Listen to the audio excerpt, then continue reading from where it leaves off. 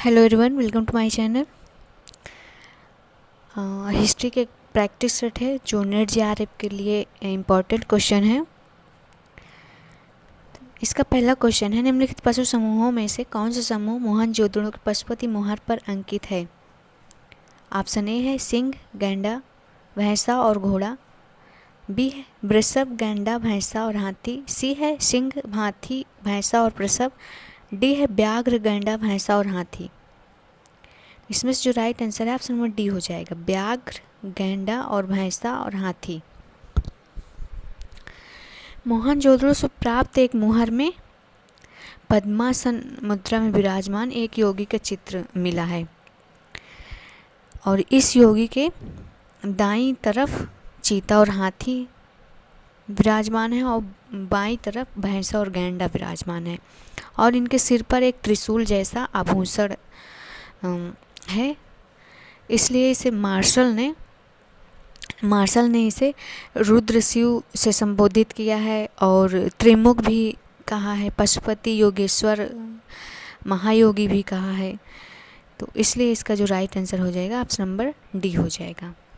Next question, यूनानियों को कपास का ज्ञान भारतीयों से हुआ, वे इसे क्या कहते थे? ए है सिंधु, बी है इंडन, सी है सिंडन, डी है हिंदन। तो वे इसे कहते थे सिंडन, क्योंकि ये सिंध में प्राप्त हुआ था, इसलिए इसे सिंधन कहते हैं, सिंडन। नेक्स्ट क्वेश्चन, सिंधु घाटी सभ्यता के अवशेष कहाँ से मिले हैं? ए है सुरकोटडा, बी है बनवाली, सी है लोथल, डी है कालीबंगा। तो कहाँ से मिला है इसका? सुरकोटडा से। ऑप्शन नंबर ए इसका राइट आंसर हो जाएगा। सुरकोटडा गुजरात में है, गुजरात में है।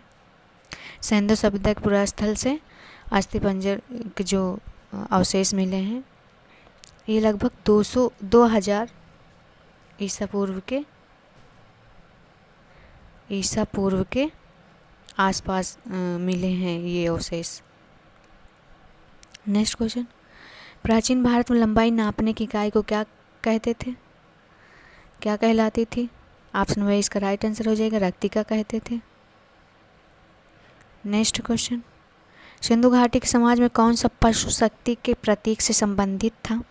ए है वृषभ, बी है घोड़ा, सी है गज, डी है सिंह। इसमें से जो राइट आंसर हो जाएगा ऑप्शन नंबर ए हो जाएगा। वृषभ जो है ये शक्ति का प्रतीक माना जाता था। नेक्स्ट, स्वास्तिक प्रतीक का उदय किस काल में हुआ? ऑप्शन ए है सिंधु काल, बी है वैदिक, सी है संगम और डी है इनमें से कोई नहीं। तो इसका जो राइट आंसर हो जाएगा ऑप्शन नंबर ए हो जाएगा, सिंधु काल में स्वास्तिक का प्रतीक माना गया है। नेक्स्ट क्वेश्चन, किस स्थान से प्रसिद्ध पुरोहित की आकृति प्राप्त हुई है? ऑप्शन ए हड़प्पा, बी है लोथल, सी है दैमावा, डी है मोहनजोदड़ो। तो जो पुरोहित की आकृति प्राप्त हुई है वो मोहनजोदड़ो से प्राप्त हुई है। मोहनजोदड़ो से और बहुत कुछ पाया गया है और कांसे की नर्तकी की मूर्ति भी प्राप्त हुई है यहाँ से और सूती कपड़ा, हाथी का कपाल खंड और गले की तांबे का ढेर भी मिला है, गले हुए तांबे का ढेर भी मिला है, महाविद्यालय का साक्ष्य भी मिला है।